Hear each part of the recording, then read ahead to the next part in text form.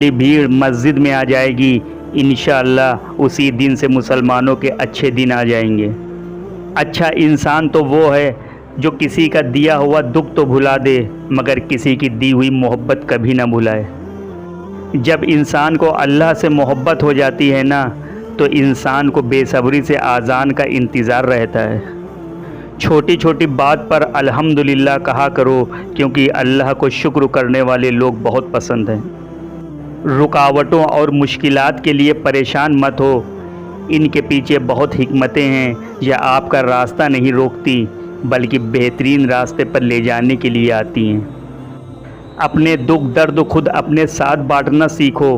कोई किसी का नहीं होता, लोग सिर्फ तमाशा बनाते हैं। उड़ने में कोई बुराई नहीं है, आप भी उड़ें, लेकिन उतना ही जहाँ से ज़मीन साफ दिखाई देती हो। इज़्ज़त तो सबको चाहिए, लेकिन लोग